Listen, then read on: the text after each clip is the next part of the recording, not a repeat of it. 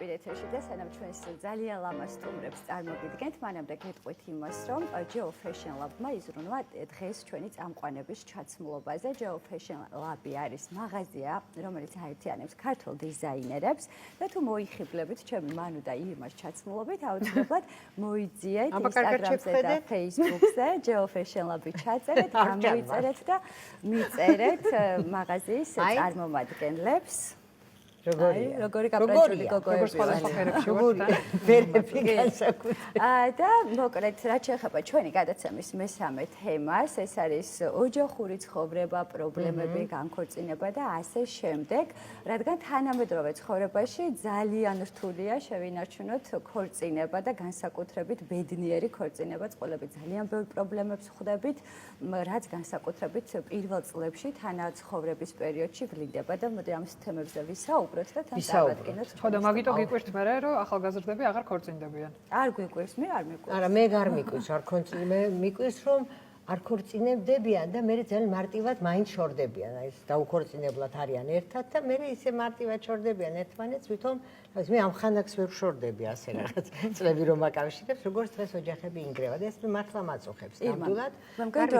რამდენად მართალია რომ 3, 7 და 14 წელია რაღაცის გამსაზღვრელი, ხო, ამაზეც არის ლაპარაკი, რომ მესამე, მე-7 აღარ დაეძებენ, არის რომელ წელსაც მე-15 წელსაც შორდებიან და პირველსაც ასე ძალიან გამარტივებული ამბავია. და მე მინდა ჩემი უსაყვარლესი სტუმრები წარმოვადგინო ამ თემაზე სასაუბროთ ფსიქოლოგი ნინო კერესელიძე და ჩემი საყვარელი ტელეწამყვანი, მაგრამ პირველად მეგონი მე გავხადე ტელეწამყვანი, ასე არის ხო იმეჩი მე მოვიძიე და ვიპოვე ჩემი სალომე გოგიაშვილი, რომლებიც აი გვეტყვიან მართლა რა ხდება, რატომ ინგრევა, ეხლა მე ჩემ თანაწამყვანებთან ხო იცი ხა ასაკი თაობები სპეციალურად ეს თემა აქვს ჩვენთან სულ რაღაც საკონფლიქტო მე ვეუბნები რომ რაღაცა უნდა დათმო, ესენი მეუბნეთ თქვენ ყველაფერს თმობდით და იმიტომ იყო ოჯახები ყველაფერს არ თმობდით, მაგრამ რაღაცებს თმობდით. არავინ არაფერს არ თმობს. ასია, ნინო, ასია. ძალიან ბევრს თმობდით. არა, დაუთმობელს არა ხა, როგორ გეკადრება, მაგრამ რაღაცას ცოტა ხატს უწევდით ეხა. მეუღლეს და ოჯახს არა? ეხლა დათმობა არის მნიშვნელოვანი, რა თქმა უნდა, უბრალოდ მანდაც არსებობს საზღვარი, მანდაც არსებობს ლიმიტი და მანდაც არის კონკრეტული პერსონალური სივრცე, რომლის დათმობაც ძალიან რთულია, რა თქმა უნდა, და მეორეს მხრივ პირადი განვითარება. თუ კი წყვილში ერთი ძალიან განვითარებულია და მეორეს განვითარება არ არის შესაბამისი, ძალიან ხშირია კონფლიქტები, სადაც უკვე დათმობა წარმოუდგება რთული. ამიტომ ამ ნაწილშიც ინდივიდუალობა წყვილის გასათვალისწინებელია. მაგრამ დათმობაზე როცა ვსაუბრობთ, არასდროს არ უნდა დაგვავიწყდეს, რომ არსებობს პერსონალური პირადი განცდები, რომლების დათმობაც არც ერთ ურთიერთობაში არ არის მიზანშეწონილი, რა თქმა უნდა, ოჯახურ ურთიერთობაში მით უმეტეს. ვინაიდან, როდესაც ოჯახურ ურთიერთობაში მე განცდა მიჩნდება, რომ ვთმობ, ეს ნიშნავს, რომ მე მივდივარ მსხვერპლზე. არა, ეგ ნინო, როგორ ფიქრობთ, აი ესეთ შემთხვევაში არ არის უკეთესი ვარიანტი, რომ წყვილმა უფრო მეტი დრო გაატაროს ერთად და პირველივე წელს დაქორწინდნენ და ამის შედეგად მე არ დაანგრიონ ოჯახი. რა თქმა უნდა. ვიდრე პირველივე წამს შეუღლდნენ და მე რეკომენდებულია რომ გაიცნონ ერთმანეთი ზოგადად, ქონდეთ ერთმანეთზე ინფორმაცია, თუნდაც ფსიქოტიპები იცოდნენ ერთმანეთის, არსებობს ესეთი მეთოდი ხელწერის ფსიქოლოგია, რომელიც პირდაპირ ამბობს, როგორი ურთიერთობა შეიძლება ქონდეს წყვილს, რა ხდება მათ ცხოვრებაში, სად შეიძლება ქონდეთ კვეთა. შესაბამისად, მე თუ ვიცნობ ჩემს პარტნიორს, ბუნებრივია რომ მე ვარ მზად და ვარ ღია იმისთვის, რა შეიძლება დამხვდეს. ხო, მაგრამ როდის უნდა მივხვდე, რომ ეს სრულფასოვნად ვიცნობ ჩემს პარტნიორს? ძალიან რთული კითხვაა, ეს არის ინდივიდუალური, რა თქმა უნდა და დამოკიდებულია რამდენად გახსნილი ვარ მე მასთან და რამდენად ვაძლევ მას საშუალებას იყოს გახსნილი ჩემთან ურთიერთობაში. იმიტომ რომ მხოლოდ ესე ვთქვათ, დიაგნოსტიკური მეთოდებით ფსიქოთერაპიის ვერ გავხდებით ვერაფერს, მაგრამ ამის გარეშეც ძალიან რთულია. სალომეს მინდა ვკითხო, ანუ ერთმანეთის გაცნობის ნაწილზე რადგან ვსაუბრობთ, როგორ ფიქრობ, რამდენად მნიშვნელოვანია თანაცხოვრება ქორწინებამდე, იმიტომ რომ რატომღაც ოჯახების უმეტესობა ინგრევა ქორწინების დასაწყისში, განსაკუთრებით პირველ წელს, როდესაც აღმოაჩენენ, რომ თურმე ერთმანეთს საერთოდ არ იცნობდნენ, ვერ ეგუებიან, მე ვერ ხვდებიან ვინ უყვარდათ, იმიტომ რომ აღმოაჩენენ, რომ სხვა ადამიანები არიან. შენ რა სიტყვადე ამ ყველაფერთან? მე ექსპერტი ამ საკითხში. მოწეული. ნუ ახლა დათმობას მაინც ეს ხაზს გაუსვავ. იმიტომ რომ არ ვთმობდი, იმიტომაც მოხდა, ვთქვათ, ჩემ შემთხვევაში პირველი ოჯახის დანგრევა, იმიტომ რომ რაღაც გონია, რომ რაღაც შეურაცხყოფილად ვგრძნობდი თავს, რომ მიწევდა რაღაცების დათმობა, თუმცა მე ახლა არ ვამბობ რომ ან ის იყო ცუდი ან მე ვიყავი ცუდი, უბრალოდ აი რასაც შენებობ. აუცილებელია ადამიანთან რაღაცა პერიოდი მაინც იცხოვრო, რომ მიხვდე გინდა თუ არა ამ ადამიანთან შემდეგ უკვე შვილის ყოლა, ოჯახის შექმნა, იმიტომ რომ ერთია რომ იპრანჭები და ყველაფერი ძალიან კარგია, ის თქვათ გასეირნებაც გსიამოვნებს იქ თქვათ კაფეში დაჯდომაც და თქვათ საჩუქრებით და მეორე უკვე როცა შეიძლება მოგბეზრდეს. მობეზრებით არ ვიცი ხა ეგ რამდენად შეიძლება მოგბეზდეს, მაგრამ სულ სხვა არის, როდესაც უკვე ერთ ჭერქვეში იწყებს ცხოვრებას. ის დათმობაც სასიამოვნოა, მინდა გითხრათ თუ სწორად არჩევ მეწყვილეს. იმიტომ რომ არ მჯერა ხა სალომე რომ შენ არ თმობდი, უბრალოდ რაღაცებს თმობდი და აი რაღაცები რასაც არ თმობ უკვე იმიტომ რომ აი უნდა მეკითხა ახლა გაბიზარდე სიამოვნებდი ეგ დათმობა არა ვერ გეტყვი რომ ძალიან სიამოვნებას მაგიჩერს მაგრამ მიწევს დათმობა ხო იმიტომ რომ ნუ თუ არ დავთმე მაშინ ნიშნავს იმას რომ ოჯახი ვერ გექნება ჩვენ რეალობაში ის რომ საქართველოში ვცხოვრობ და მეტნაკლებად აზიატი მამაკაცები ვყავს იქ სულ შენ ჭკუაზე ვერ დადიხარ ხა ყველა ხალი იტყვება რომ აკეთებს იმას რასაც უნდა ვერ გამოიწვია მეუღლე შენ გონი არ თმობს არაფერს შენი ხათრი ნუ რა ვიცი ახლა დიდად შეწუხებული არის დამცავი არ გონია რომ შეწუხებული იყოს ამით თუმცა რა თქმა უნდა ხა ხუმრობ მაგრამ ორივე მივდივართ გარკვეულ დათმობებზე იმიტომ რომ იმ რეჟიმში და იმ სტილის ცხოვრობით ვეღარ ცხოვრობ როგორც ცხოვრობ აქ ვკითხავ გარდა დათმობისა გარდა იმისა რომ ერთმანეთი უკეთ უნდა გავიცნოს და ვიცხოვროთ ქორწინებამდე არ ვიცი ხა ამის პროპაგანდა არ მინდა რომ გავწია მაგრამ მართლა ვფიქრობ და ვემხრობი ამ მოსაზრებას სიყვარული ყველაზე მნიშვნელოვანი ოჯახში როგორ ფიქრობ რომ იმ პატარა ასაკში ან სხვადასხვა ასაკში სანამ დავღვინდებით მანამდე არ არის ეს სიყვარული გვეჩვენება რაღაცა ფორი აქვს თუ ეხლა ისე ხარ შეყვარებული და შენი ცხოვრება იმდენად ისეთია აი საფუძვლიანი რომ ეხლა რაც არ უნდა მოხდეს შენს ქორწინება საფრთხე არ ემუქრება იმიტომ რომ ეს არის ძალიან დიდი ბედნიერება ხო ვერ ვიტყვი ესე იმიტომ რომ მე მაგალითები მყავს რომ 16 წლის ასაკში დაქორწინებულან და დღემდე ისეთივე ბედნიერები არიან და მინახავს წყვილი რომელიც თქვა აი ელოდებოდა იმ დიდ სიყვარულს თქვა ასაკში შექმნის ოჯახი და მე დაენკრათ ამიტომ ამას დიდხანსაც იცნობდნენ წინასწარ აი თვითონ სიყვარულთან დაკავშირებით მინდა გკითხო ანუ რამდენად მნიშვნელოვანია რამდენად გვეშლება საერთოდ რომ გვიყვარს ჩვენი მეორე ნახევარი იცი რა აი ადამიანსაც გააჩნია მე მაგალითად აი ყველაფერს ვუკეთებ ძალიან რაღაც რომანტიზმში გადამყავს და ბევრად უფრო ვალამაზებდი ყველაფერს და ჩვენ არ ვიცი ხა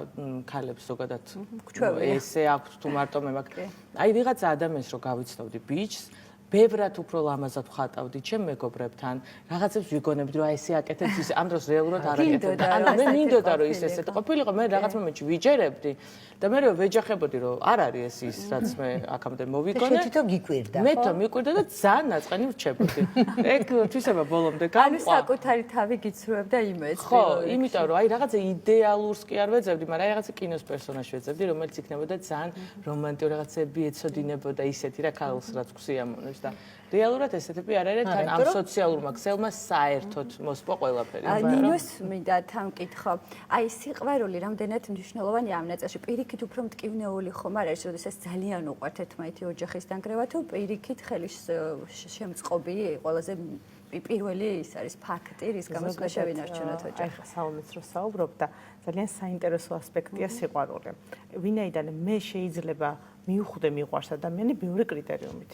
ერთ-ერთი კრიტერიუმი არის თქვა თავს კარგად გრძნობდე მასთან აკრძალვები არ იყოს თქვა კომფორტის ზონაში ვიყო მაგრამ რეალურად სიყვარული არის მიყვარდეს ჩემი თავი მეორე ნახევარში მის თვისებები მიყვარს მისი განცდები მიყვარს და აქედან გამომდინარე კომფორტულად ვარ მასთან რეალურად პროექცია ერთგვარად ეს ურთიერთობა იმ ხრივ რომ თუ კი მას აქვს თვისებები რომლებიც ჩემთვის მისაღებია ან მე მავსებს მისი თვისებები სწორედ ამას ვარქმევთ მე მიზიდულობას სიყვარულს მაგრამ ესეთი ადამიანი შეიძლება იყოს ჩვენ ცხოვრებაში და საერთოდ არ გვიყვარდეს უბრალოდ ადამიანი რომელთანაც კომფორტულად გრძნობ თავს ეს კიდე ხო სხვა გრძნობაა კომფორტთან ერთად მენახეთ რას უსწრო ხას თუ კი მე სიყვარულს დავარქმევ რა კონკრეტულ ობიექტთან მექნება ეს მიჯაჭვობის განცდა და იქნება ეს სიყვარული. მაშინ ამას აქვს ქვეტექსტში როგორი რაღაც იცით რომ კომფორტში ვარ ერთის მხრივ, მეორეს მხრივ მისი თვისებები არის ჩემთან ძალიან ახლოს. შესაბამისად მიყვარდება ადამიანი და არა უბრალოდ ერთ დღეს გავიღვიძე და მგონია რომ მიყვარს, იმიტომ რომ ეს არის განცდა უფრო მიჯაჭვულობის, სოციუმიდან გამომდინარე გავლენების, აი სოციალური ქსელიც ხსენებაც იყო სალომეს მხრიდან და ძალიან ხშირია ეს რომ დავინახე უბრალოდ მომეწონა და გადავწყვიტე რომ მიყვარს. მაგრამ რეალურად გავიცანი, გავიგე მისი თვისებები და ხვდები რომ ეს ის არის. სხვა ადამიანი. მე მაქვს ყველასთან თქვენთან ერთი შეკითხვა. აი ხშირად როდესაც ურთიერთობაში რაღაცა ბზარი ჩნდება, ხო? წვილის შემთხვევაში. ერთ-ერთი გადამწყვეტი ფაქტორი არის ხოლმე უბრალოდ აი ყველაზე ხშირი რის გამოც შემდეგ თავს იკავებენ დაშორებაზე არის რომ აბა შვილი გავაჩინოთ და მოდი იქნება ამან ყველაფერი მოაგვაროს. როგორ თვლით და როგორ ფიქრობთ რომ სწორი მიდგომა არის ეს? არა, არა, შვილი ვერ აგვარებს, მაგრამ შვილთან დაკავშირებით მინდოდა ზუსტად რომ ნინოსთვის მეკითხა, არის უკვე შვილი.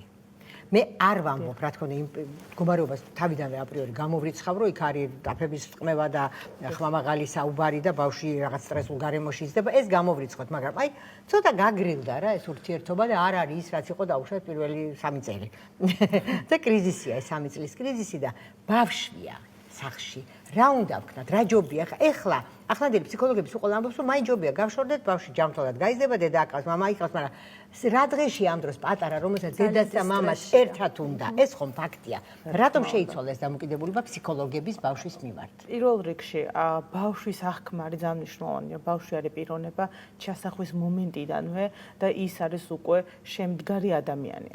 შესაბამისად, როდესაც ჩვენ ვსაუბრობთ მუცლად ყოფნის პერიოდიდანაც კი, იქ კონფლიქტები, დაძაბულობა, რა თქმა უნდა, ახდენს გავლენას. ერთის მხრივ ბავშვის ფსიქიკაზე, მის განვითარების ეტაპებზე.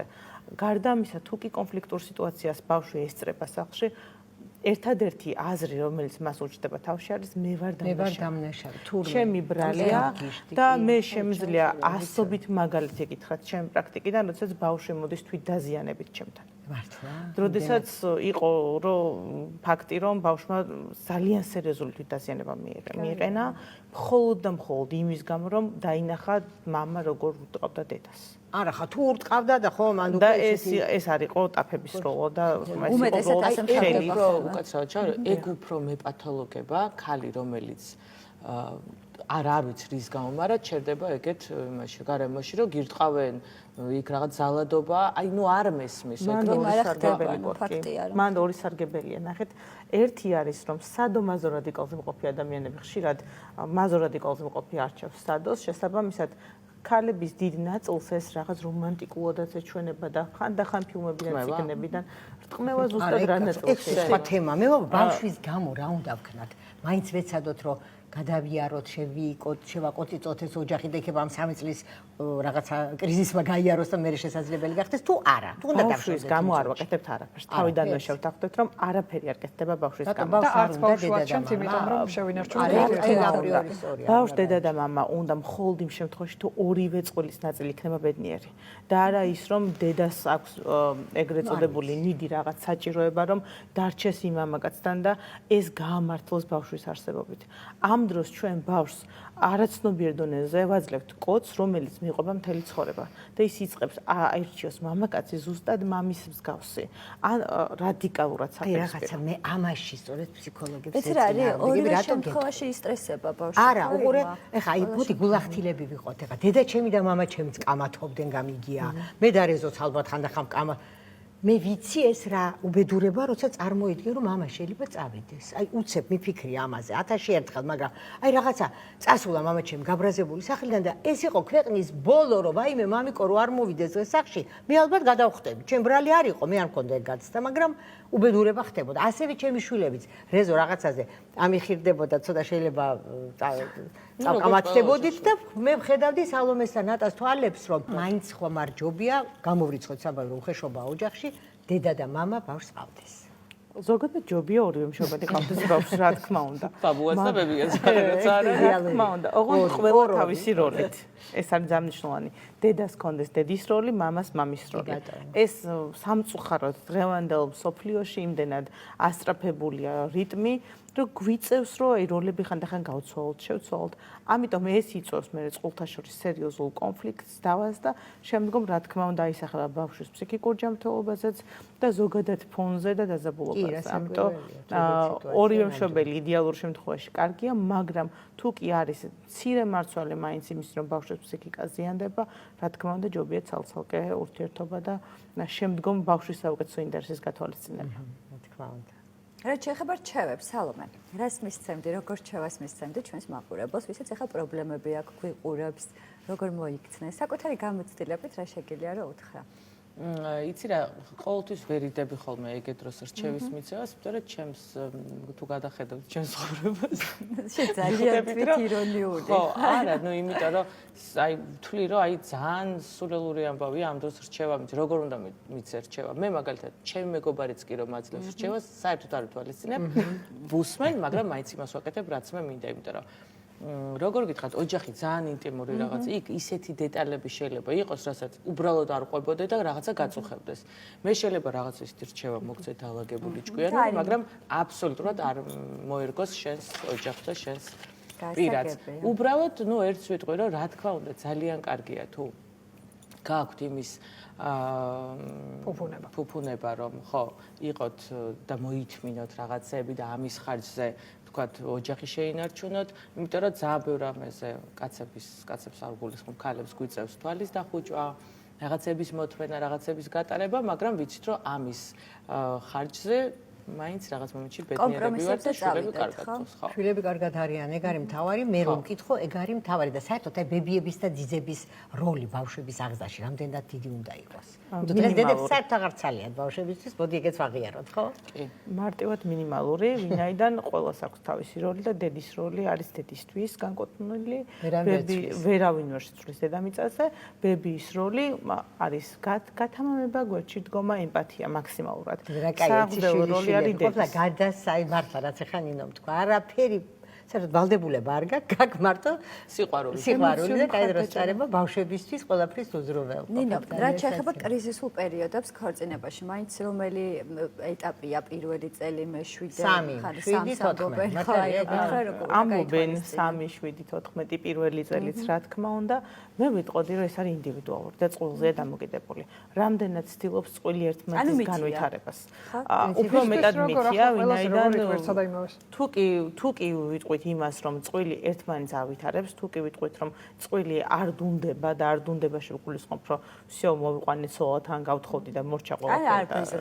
აი, მაინტერესებს ერთი მაგალითი, ქართველი კაცი, რომელიც ანვითარებს თავის ცოლს და ხელსაწყობს, ძალიან მაინტერესებს. ეგ ცოლის ბრალია გენაცვალე. ცოლი რო ვითარდება, უნდა თან წამოიყვანოს ქმარს. სალომე, მაგრამ აქვე გახსენდება ბევრი ქართველი ქალი, რომელიც ანვითარებს თავის მეუღლეს. ქალის უცდილობს.